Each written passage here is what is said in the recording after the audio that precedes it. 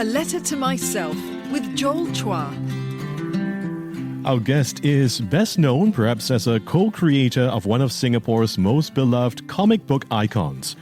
In the 1990s, it was rather difficult to find a child, a teenager, or even an adult who hadn't read a Mr Kiasu comic book.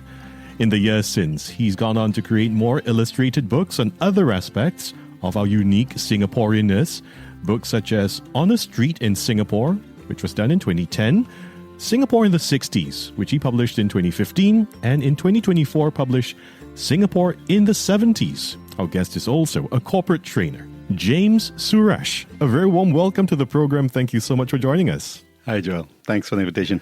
It's our pleasure indeed. James, with the benefit of 3 decades of hindsight, why do you think Mr Kiasu, of whom you are a co-creator, why do you think Mr Kiasu was so successful? I think the people could relate to it, the youngsters especially, because we're using Singlish. Yeah. And before that, there were no books in Singapore that sort of used Singlish. And so they could relate to it. And I think also local humor. You had comic strips in the newspapers, but mostly Western comic strips. So this was something new and fresh. How did the idea to create Mr Kiasu come about? There's a long story behind this. I was in public affairs in MINDEF, and I was trying to introduce cartoons into the military magazine, Pioneer magazine. And the management wasn't ready for this. So I had worked with 2 artists, national service boys who were working with me then. There was Johnny Lau and Yu Ching. They were then working in my department. I said to them, can you visualize my ideas? So they helped me visualize the ideas, and we presented it to management. They were not ready for this comics, Pioneer magazine. So they weren't ready for comics, or they weren't ready for Singlish? I think both. Okay. So then Johnny and Yu Ching were about to go on ORD. And then Johnny called me one day and said, why don't we do our own thing?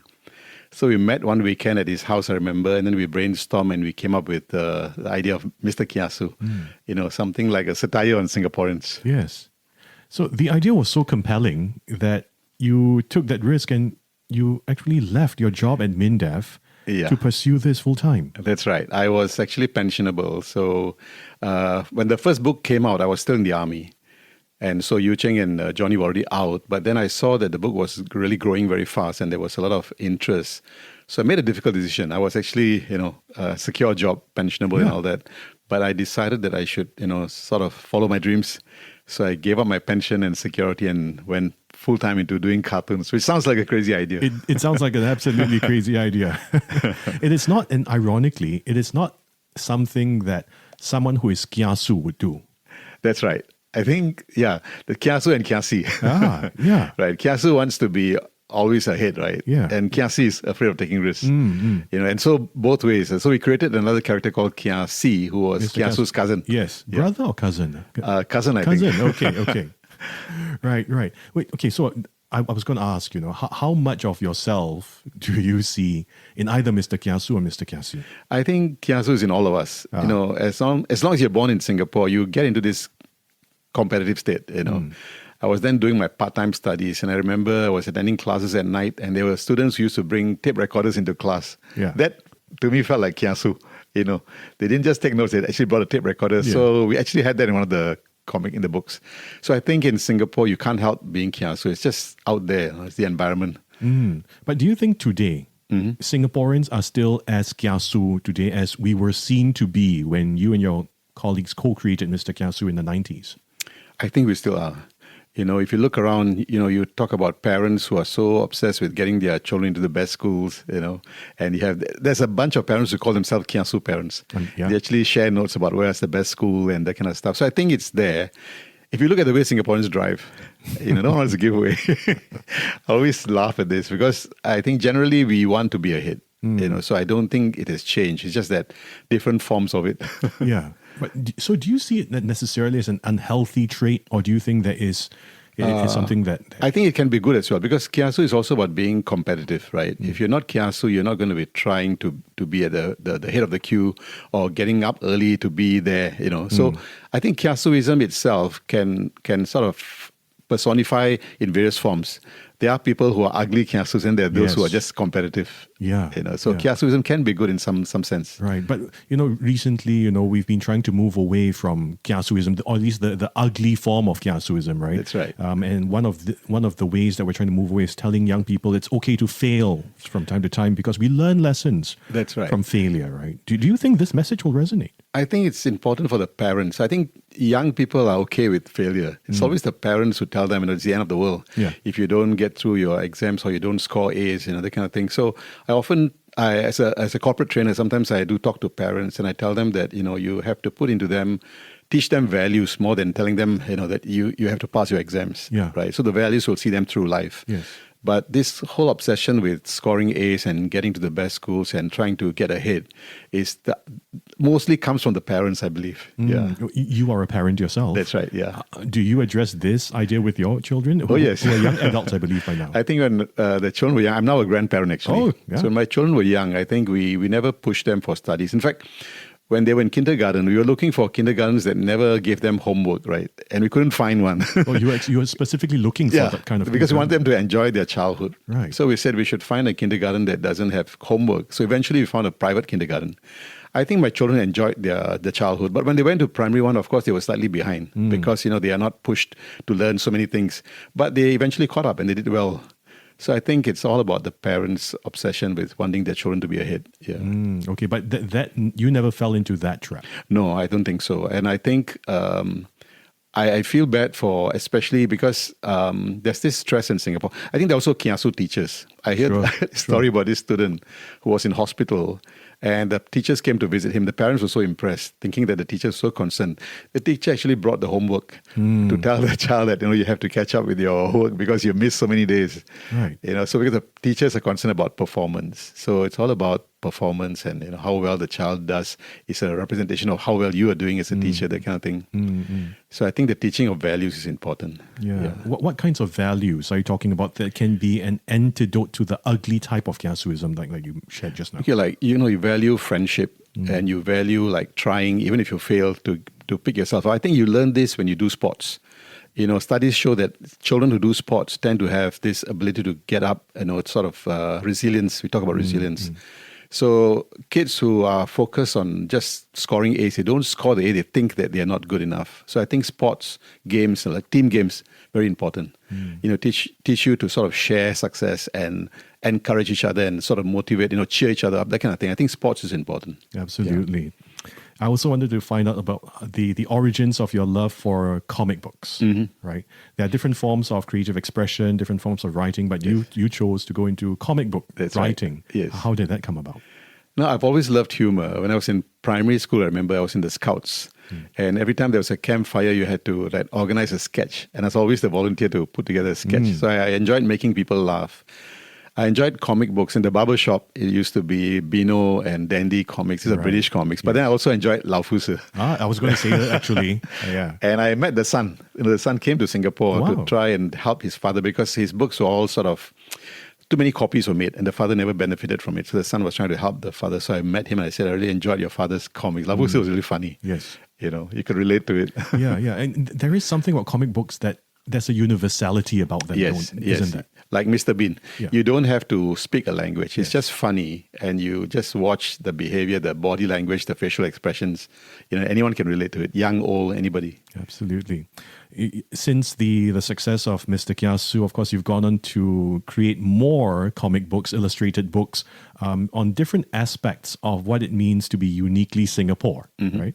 The first book that you created after your Mr. Kiasu days was? I think it was when I was in uniform. Right. Because I just left the army not long ago. So I thought I should do a book about all the colorful people I met in the army and people like Tiger Hong and Samsudin. These are people that any old soldier would know. Yeah. And I sort of focused on the humorous side of the army. People don't believe that I had a good time in the army. I spent 17 years there. But I said the army can be a fun place. So I sort of put all the funny stories together into a book called When I Was in Uniform. Right. Yeah. And your two most recent publications, they're also, of course, about Singapore. In 2015, You did a book called Singapore in the 60s. Oh, yes. And then about 9-10 years later, you followed that up with Singapore in the 70s. That's right. Very logical progression.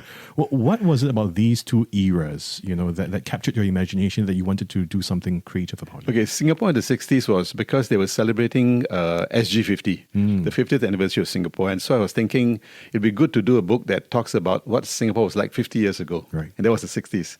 So I approached the organization that was behind this whole program, and I said, I have an idea. And they said, yeah, fine. And they sort of sponsored the book. So I went ahead and worked with this artist called Syed. He's been working with me for the Army book. So we said we should try and remember things that happened in the 60s. And in the 60s, I was in primary school. So it was tough to try and remember things, but I could remember lots of stuff that happened, from primary 1 to primary 6. And then I spoke to my elder siblings. So I got those stories together to try and talk about the fact that in the 60s, Singapore was still kampongs and villages, right? So I tried to capture that visually. I think the artist put that together, and I tell him the stories, write them down, then he will visualize the story. So we put that together, and I thought that was a good book, and we sort of sponsored the books to all the schools. We wanted the school students to know about this. So it's found in every school library. Yeah. And the same approach for Singapore in the 70s? 70s was more fun because I could remember more, because 70s was when I was a teenager. Right. And it was exciting times. So it was like the happening time in Singapore. Things were happening really fast. And so I captured the essence of how Singapore was like a teenager, finding its way around, and things were moving very quickly, entertainment, recreation, and all this kind of things. So I put that together. And it was a fun book to put together. What was the most fun aspect or the most fun story or anecdote that you can remember in the process of creating that book? I think talking about Singapore entertainers, I realized that we actually had an actress who was famous, and she was known as Cleopatra. Yeah. Cleopatra Wong. Yeah, that's right. And, she was almost going to Hollywood. She had done 3 movies, and it was a Filipino producer who made her famous in Asia. Right. These were martial art type movies, right? Yes. Yeah. And she was a superhero, right? Yes. And so she went to Hollywood thinking that there was an opportunity there. And so while she was there, the producer in Singapore, the Filipino producer, couldn't wait for her. So he went back to the Philippines. It didn't happen in the Hollywood. So when she came back, she lost the opportunity. So she just faded away. So I thought we should talk about her. And her films are probably there on YouTube. I believe so, yes. And I talk about the early, sort of rock stars in Singapore, the rock bands and the long hair campaign and all that stuff that happened in the 70s. Right. What do you think is the main difference? Because you've done books on these 2 different decades, right? What's the main defining difference, you think, between the 60s and the 70s? I think the 60s, we were still, maybe because I was young then, so I could see things from a child's perspective.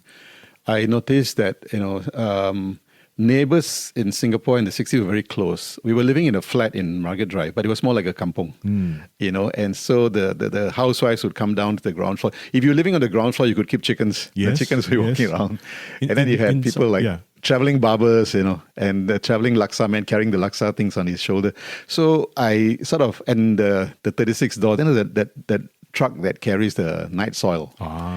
So I wrote about those things. It was still very sort of raw, primitive part of Singapore. The kampong days. Concrete kampongs. Yes. The kampong spirit, the kampong mentality was still there. And 70s was exciting. It was like the beginning of shopping centers. Talk about the first shopping centers in Singapore. And then McDonald's arrived in Singapore. And then the drive-in cinemas and things that people may not know that Singapore had, like drive-in cinemas. Yes. Right. And we had the big splash, the highest slide in the whole of Asia when it first came. Right, at East Coast. Yes. So I wanted, the kids now to know that this was 50 years ago. And they may have forgotten or not even know about these things. So these books also help parents to tell stories. So if a child were to bring up this book and ask the parent, he say, oh yeah, I remember this. And you can elaborate on this. Yeah. How was your character shaped and formed growing up in these 2 eras? In the 60s, I suppose it was just innocent days. We were in primary school and I lived very close to school. So what I remember was the teacher bringing us to Shenton Way for excursion, pointing to the tallest building in Singapore, then was Asia Building. Okay. It was 18 stories high. Yes. And she pointed and said, this is the tallest building in Singapore. And now I believe it's a hotel or something. So I think the 60s was like really, and I remember we merged with Malaysia.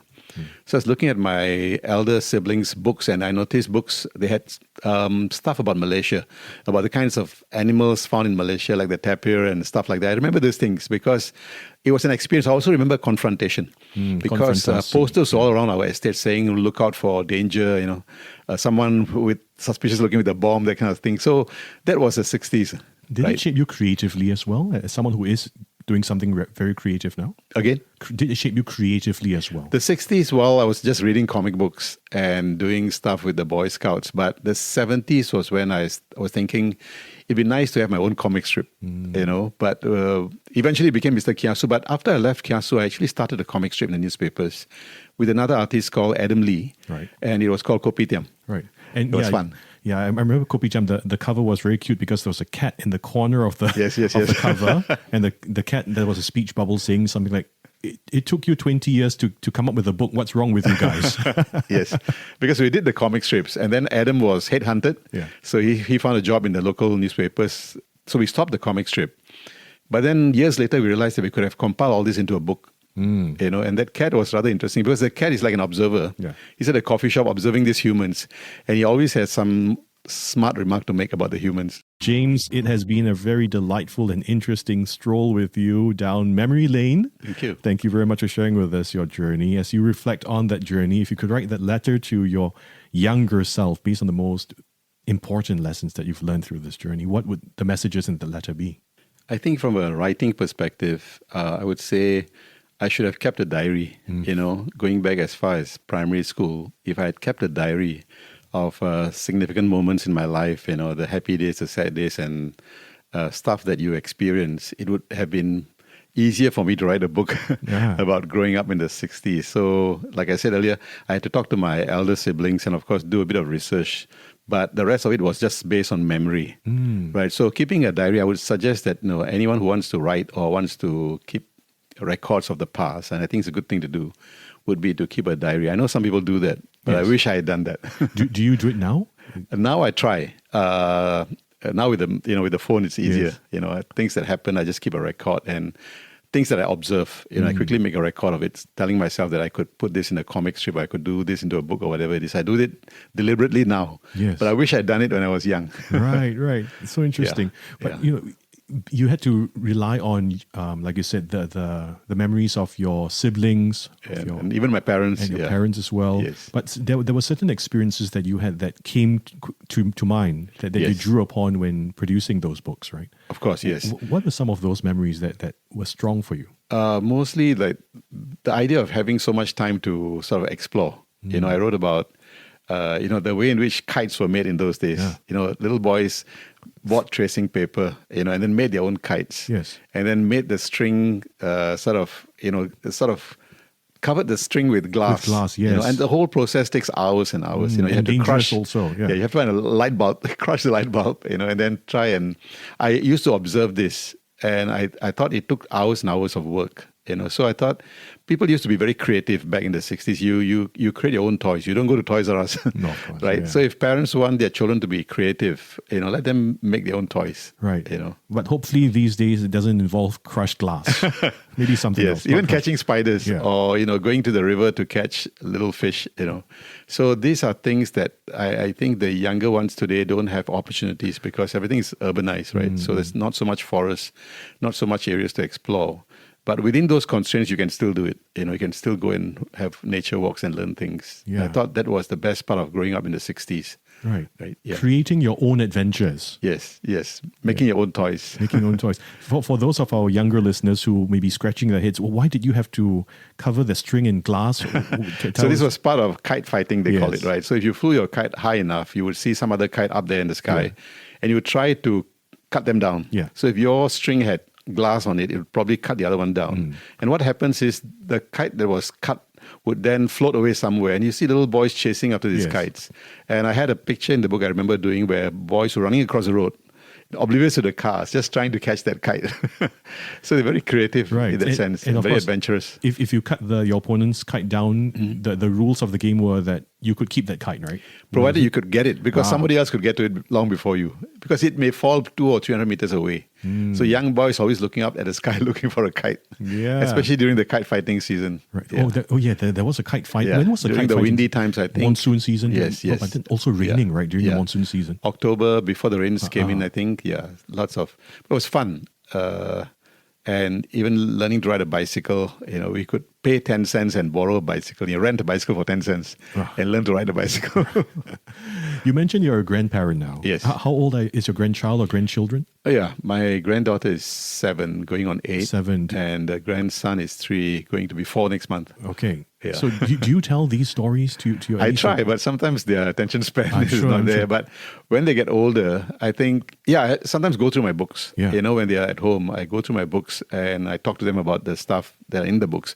Because it's illustrated, it's easy for the young ones to they look at the pictures and they ask questions. And I thought, when I wrote the book, Singapore in the 60s and 70s, I was glad one day an old man called me on the phone and said, I found out your phone number. Can you tell me where to get this book? That's a very resourceful elderly gentleman. And he said he got it to somebody in the military or something. Anyway, he wanted a copy of the book. He couldn't find the bookshop. Right. So I thought I should deliver it to him. Oh, wow. So I went to his house and he introduced me to his grandson. He said, I'm trying to teach my grandson about the 60s, but I can't visualize, so this book helps. So I took a picture with him. I thought that was a good souvenir. The fact that there are older people buying these books to tell their children stories about the 60s or 70s. Thanks so much for sharing that experience. It's really delightful. So that first message to your younger self as a writer, at least from that perspective, is keep a diary. Yes. Even if you don't plan to write a book, keep a diary because it gives you a sense of the past. It keeps you rooted and you know where you came from. Going through all that growing pains and the adventures of, learning and, finding a job and starting a family. Those things should be recorded somewhere. Not just photographs, but right. Yes, absolutely. So I personally keep a diary myself. I've kept a diary for the past, I think, 2-3 years. Wow. And the way this diary is structured is that it's a 5-year diary. So every year, it's the same day that you write on the page. Wow. So for example, the 1st of January for 2022 would be the same page that you write 1st of January for 2023, 1st of January for 2024. So every time you reach that part of that diary, you get to naturally see exactly 1 year ago what you were doing. Exactly. And I found it so helpful. And Great idea. It sounds good. Yeah. It's great for personal development as well. It triggers creative ideas also, like you mentioned. So thank you for sharing that first message to your younger self. Keep a diary. Keep a diary. What's the other message to your younger self? I think the other way to know about your past is to talk to your parents. Children, when they're growing up, sometimes forget that the parents have stories to tell them. Fathers and mothers have lots of stories to tell. And if you talk to them and find out about the past, you may appreciate them a little bit more. Something got me to do a recording with my dad and my mom. I took a cassette recorder and suddenly asked my dad, to talk about his past, and he did. This was some time I don't know ago. what prompted me to do this, but this was, they've passed away. But I think that was helpful. I can still hear his voice if I listen to it, but now it's a cassette that was converted to a CD, and now I have to convert it again.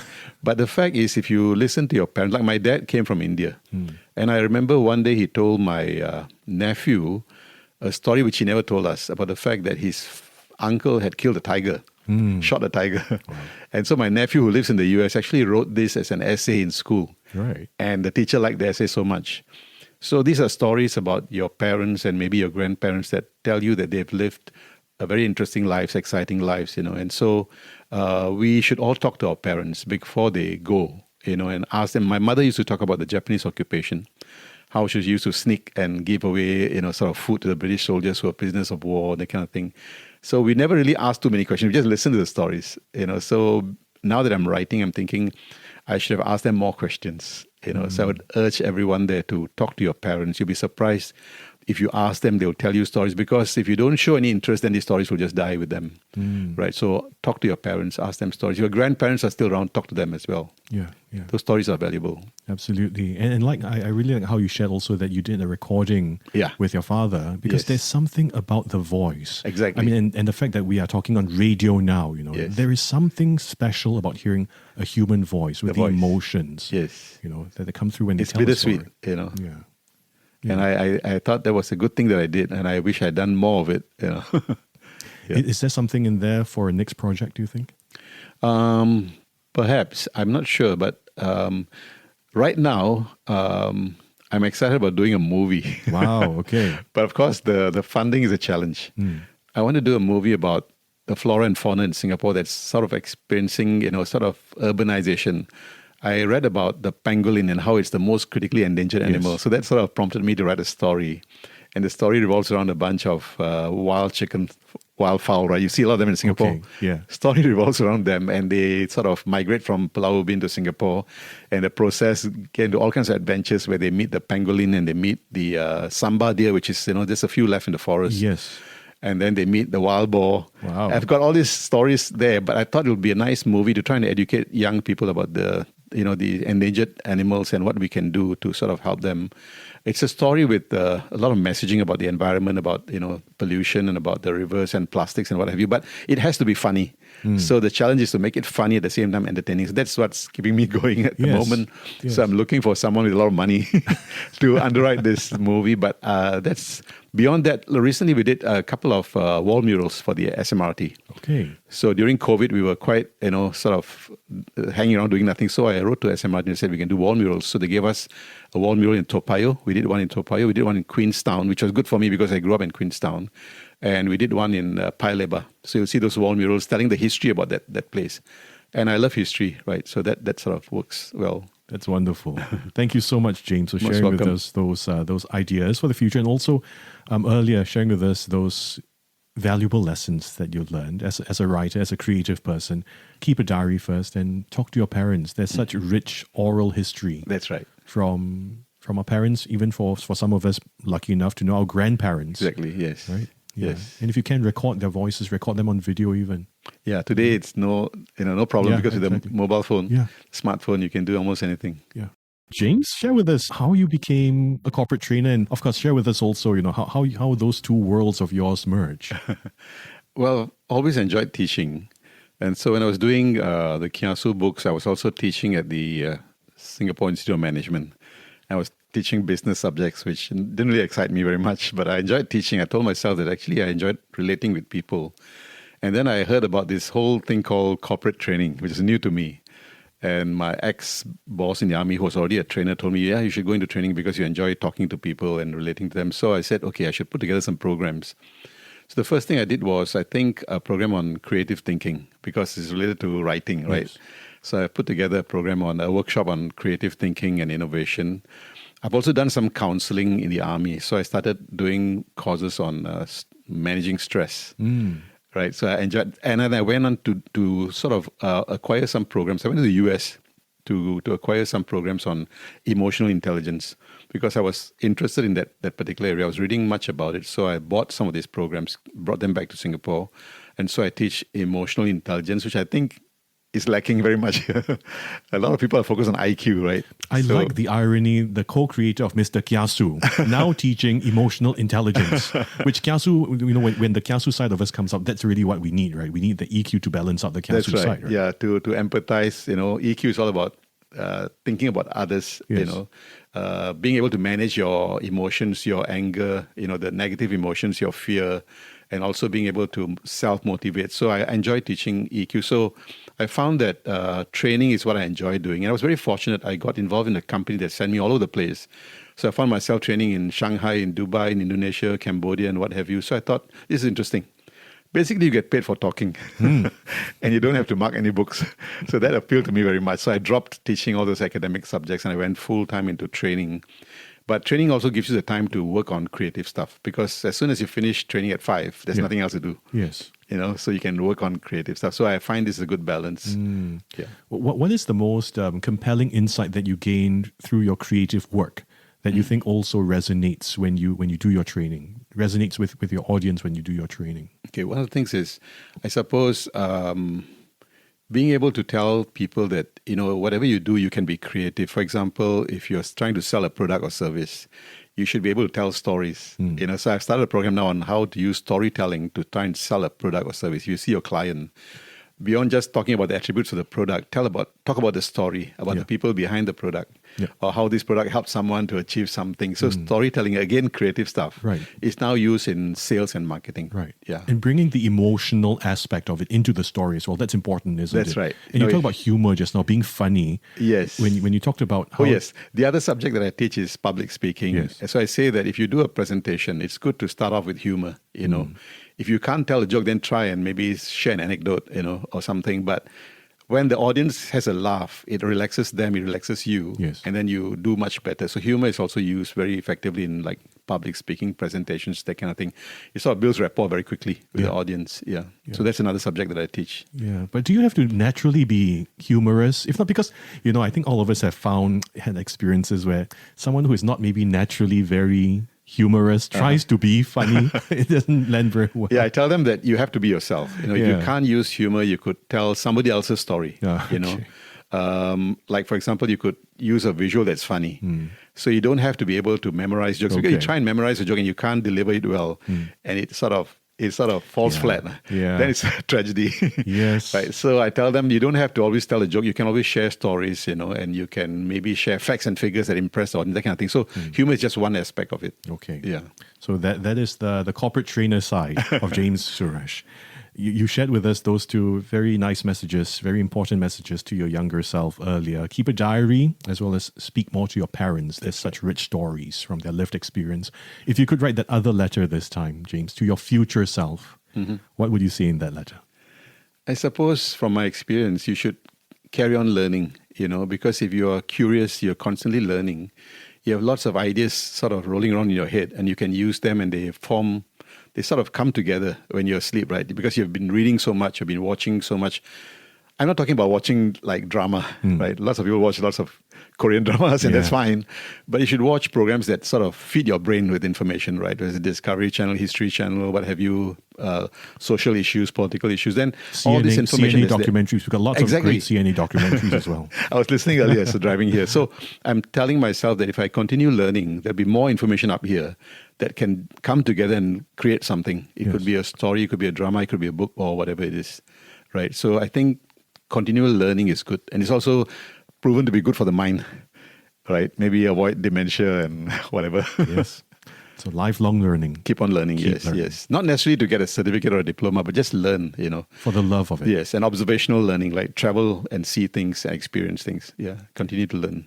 Thank you so much, James, for sharing with us your colorful, rich journey and very insightful as well. We really appreciate speaking with you and having you share with us. We've been having the pleasure of chatting with the comic book writer, corporate trainer, James Suresh, who's been sharing with us his letter to himself.